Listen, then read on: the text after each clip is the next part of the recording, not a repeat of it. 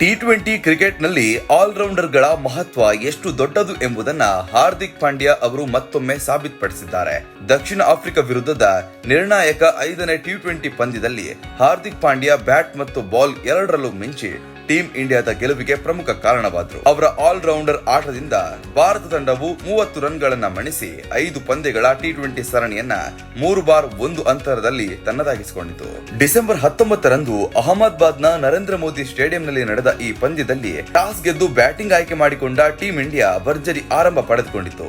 ಶುಭ್ಮನ್ ಗಿಲ್ ಬದಲಿಗೆ ಆರಂಭಿಕನಾಗಿ ಕಣಕ್ಕಿಳಿದ ಸಂಜು ಸ್ಯಾಮ್ಸನ್ ಹಾಗೂ ಅಭಿಷೇಕ್ ಶರ್ಮಾ ಮೊದಲ ವಿಕೆಟ್ಗೆ 34 ಎಸೆತಗಳಲ್ಲಿ 63 ರನ್ಗಳನ್ನ ಸೇರಿಸಿ ವೇಗದ ಆರಂಭ ನೀಡಿದ್ರು. ತಿಲಕ್ ವರ್ಮಾ ಆಗಮನದೊಂದಿಗೆ ಸ್ಯಾಮ್ಸನ್ ಇನ್ನಿಂಗ್ಸ್ ಮುಂದುವರೆಸಿದ್ರು. ನಂತರ ಸ್ಯಾಮ್ಸನ್ ಮತ್ತು ನಾಯಕ ಸೂರ್ಯಕುಮಾರ್ ಯಾದವ್ ಬೇಗನೆ ಔಟ್ ಆದ್ರು. ಆ ಸಮಯದಲ್ಲಿ ತಂಡದ ಸ್ಕೋರ್ 115 ಮತ್ತು 3 ಜನ ಔಟ್ ಆಗಿದ್ರು. ಹಾರ್ದಿಕ್ ಪಾಂಡ್ಯ ಬ್ಯಾಟಿಂಗ್ಗೆ ಬಂದ್ರು. ಕ್ರೀಸ್ಗೆ ಕಾಲಿಟ್ಟ ತಕ್ಷಣವೇ ಆಕ್ರಮಣಕಾರಿ ಆಟಕ್ಕೆ ಮುಂದಾದ ಪಾಂಡ್ಯ ದಕ್ಷಿಣ ಆಫ್ರಿಕಾ ಬೌಲರ್ಗಳ ಮೇಲೆ ದಾಳಿ ನಡೆಸಿದ್ರು. ಕೇವಲ 16 ಎಸೆತಗಳಲ್ಲಿ ಅರ್ಧಶತಕವನ್ನ ಪೂರೈಸಿದ ಅವರು ಟಿ20 ಗತಿಯಲ್ಲಿ ಅತಿ ವೇಗದ ಅರ್ಧಶತಕ ಗಳಿಸಿದ 2ನೇ ಭಾರತೀಯ ಆಟಗಾರ ಎಂಬ ದಾಖಲೆಯನ್ನ ನಿರ್ಮಿಸಿದ್ರು. ಈ ಪಟ್ಟಿಯಲ್ಲಿ ಮೊದಲ ಸ್ಥಾನದಲ್ಲಿರುವವರು ಯುವರಾಜ್ ಸಿಂಗ್ 12 ಎಸೆತಗಳು.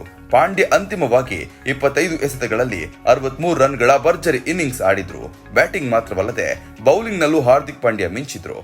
ತಮ್ಮ ಮೊದಲನೇ ಓವರ್ನಲ್ಲಿ ಕೇವಲ 19 ರನ್ಗಳನ್ನ ನೀಡಿದ್ರು. ನಂತರ ತಾವು ತಾಳ್ಮೆ ಕಾಪಾಡಿಕೊಂಡು ಒಟ್ಟಾರೆ 3 ಓವರ್ಗಳಲ್ಲಿ 41 ರನ್ಗಳನ್ನ ನೀಡಿ ಅಪಾಯಕಾರಿ ಆಟವನ್ನ ಆಡಿದ್ರು. ಹಾಗೆ ಅಪಾಯಕಾರಿ ಆಟಗಾರರಾಗಿದ್ದ ಡೇವಿಡ್ ಬ್ರೇವಿಸ್ ಅವರ ವಿಕೆಟ್ ಅನ್ನ ಪಡೆಯುವಲ್ಲಿ ಯಶಸ್ವಿಯಾದರು. ಈ ಮೂಲಕ ಟಿ20 ಪಂದ್ಯದಲ್ಲಿ ಅರ್ಧಶತಕ ಹಾಗೂ ಕನಿಷ್ಠ 1 ವಿಕೆಟ್ ಪಡೆದ ಸಾಧನೆಯನ್ನ ತಮ್ಮ ವೃತ್ತಿ ಜೀವನದಲ್ಲಿ 4ನೇ ಬಾರಿ ಸಾಧಿಸಿದ್ರು. ಈ ಸಾಧನೆಗಳೊಂದಿಗೆ ಹಾರ್ದಿಕ್ ಪಾಂಡ್ಯ ಟಿ20 ಅರ್ಧಶತಕ 1 ವಿಕೆಟ್ ಸಾಧನೆಯನ್ನ ಹೆಚ್ಚು ಬಾರಿ ಮಾಡಿದ ಭಾರತೀಯ ಆಟಗಾರ ಎಂಬ ಅಪರೂಪದ ದಾಖಲೆಗೆ ಪಾತ್ರರಾದ್ರು. ಈ ಪಟ್ಟಿಯಲ್ಲಿ ಯುವರಾಜ್ ಸಿಂಗ್ 3 ಬಾರಿ ಇದ್ದಾರೆ.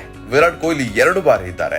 ಶಿವಂ ದುಬೆ ಕೂಡ 2 ಬಾರಿ ಇದ್ದಾರೆ. ಈ ಒಂದು ಪಟ್ಟಿಯಲ್ಲಿ ಇದೀಗ ಹಾರ್ದಿಕ್ ಪಾಂಡ್ಯ ಕೂಡ ಸೇರ್ಕೊಂಡಿದ್ದಾರೆ. ಇನ್ನೊಂದು ವಿಶೇಷ ಏನಂದ್ರೆ ಇದೇ ಪಂದ್ಯದಲ್ಲಿ ಹಾರ್ದಿಕ್ ಪಾಂಡ್ಯ ಟಿ20 ಕ್ರಿಕೆಟ್ ನಲ್ಲಿ 2000 ರನ್ ಮತ್ತು 100 ವಿಕೆಟ್ ಪೂರೈಸಿದ್ರು. ಈ ಮೂಲಕ ಈ ಸಾಧನೆಯನ್ನ ಮಾಡಿದ ಮೊದಲ ವೇಗದ ಬೌಲರ್ ಎಂಬ ಗೌರವಕ್ಕೂ ಪಾತ್ರರಾದರು.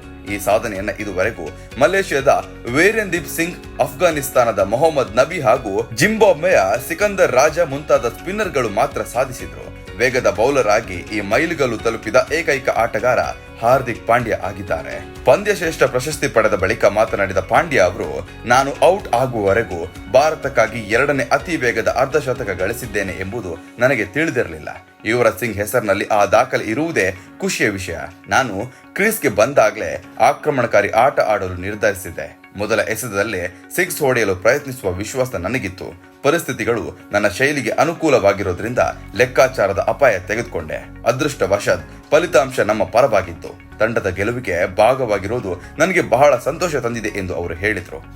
ಒಟ್ಟಾರೆ ಈ ಪಂದ್ಯದಲ್ಲಿ ಹಾರ್ದಿಕ್ ಪಾಂಡ್ಯ ಅವರ ಆಲ್ರೌಂಡರ್ ಪ್ರದರ್ಶನ ಟಿ20 ಕ್ರಿಕೆಟ್ನಲ್ಲಿ ಅವರ ಮಹತ್ವವನ್ನ ಮತ್ತೊಮ್ಮೆ ತೋರಿಸಿತು.